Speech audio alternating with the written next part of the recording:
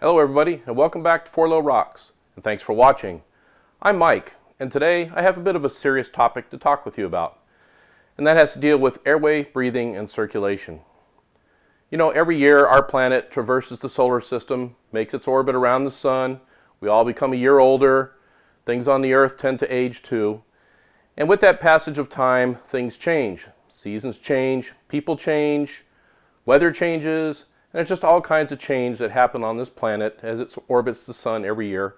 But one thing almost nothing on the earth can escape is the passage of time. And with the passage of time, certain things happen, and today I want to focus on airway, breathing, and circulation. That's right, over time, these things become a bit more difficult. What's that? You thought I was talking about me? Oh, no. I'm talking about the Jeep.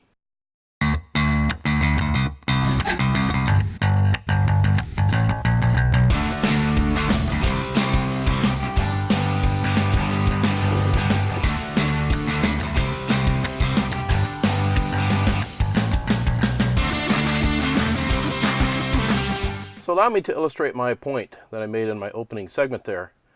And that is that as the Jeep ages, it's going to become harder and harder to circulate air throughout the cabin because of the built-in cabin air filter. And I'll tell you what happened to me a few weeks back. We were having kind of a hot spell in San Diego. The temperature peaked up above 80 degrees. I came out of work one afternoon. The Jeep was pretty darn hot.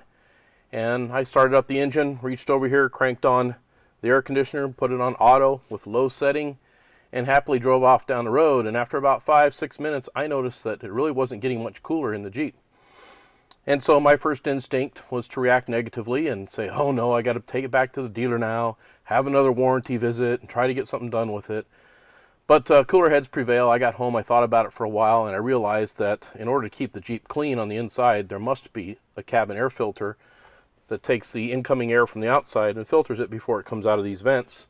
Otherwise, the cabin would just be full of dust all the time, especially in the environment out here in the desert Southwest. So I did a little research, opened up the owner's manual, looked online, and I found out, yes, indeed, there is a cabin air filter. And I ordered a brand new Mopar replacement part, and I put it in. It's a pretty simple little operation, and I'll walk you through that to show you how it's done. Okay, so to get to the cabin air filter, it's located right behind the glove box here. I've already done the hard work and emptied everything out of there that I carry for you. You might want to do the same. And it's as simple as opening that glove box. There's a little lever on the left side here that just pops out of place, and this is the hold back lever. You pop it up, lift it away. I don't know if you can see that there or not. And then you just push up on the bottom part of the flexible dashboard here, and it allows the glove compartment to drop down and fall out of the way. Might be best if you put your seat back a little bit also. And there we have it.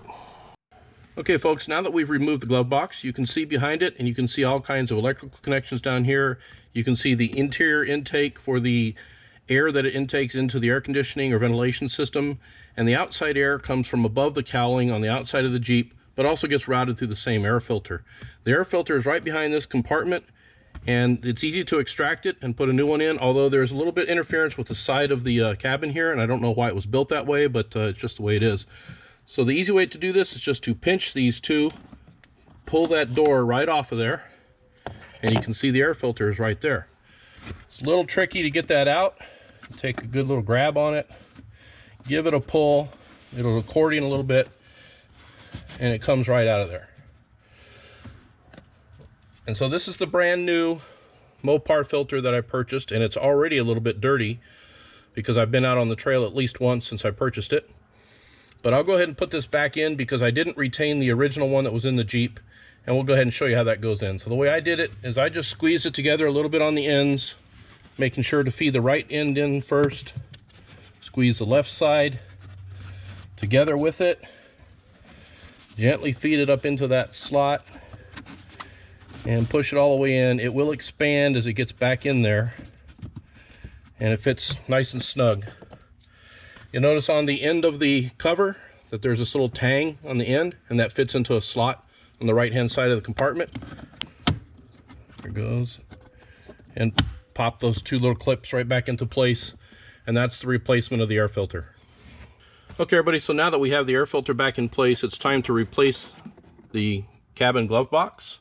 And that's pretty easily done by fitting the glove box down into the slots that you see there on the bottom. Just like that.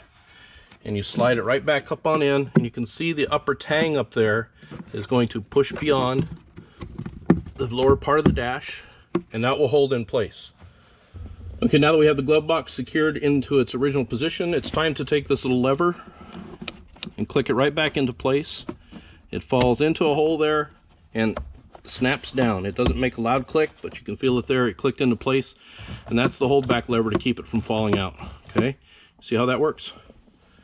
And then it's just simply a matter of closing the glove box, and that completes the installation of the Mopar air filter in the Jeep Wrangler JL. Okay everybody, so that about wraps it up for installing the Mopar cabin air filter in the Jeep JL Wrangler. And I believe the procedure is the same for the Rubicon or the Sport, the Unlimited, or the two-door. Doesn't really matter, I don't believe. The owner's manual has a 20,000 mile or 1 year recommended service interval on that cabin air filter. I went a little bit over in both cases. I probably shouldn't have gone that long, but I will make sure that I check it from time to time. As you saw, the brand new one today was still a little bit dirty already, and I've only had it in there about a month. So keep your service schedule up to date. Check that out every once in a while. And if you live in an area that's prone to high humidity, maybe prone to growing some molds and some foul smelling things from time to time, you might want to consider changing it much more often. So I hope you enjoyed the video. I hope you enjoyed it as much as I liked making it for you. If you did, don't forget to hit that subscribe button there and come and join the 4 Low Rocks community. And until next time, happy wheeling. I hope you enjoyed this video. If you did, please give it a thumbs up and feel free to leave a comment below. And if you haven't already done so, please click that subscribe button, as it means a lot to me and it helps to support the channel. Lastly, please follow 4 Low Rocks on Facebook, Instagram, and Twitter. Until next time, happy wheeling.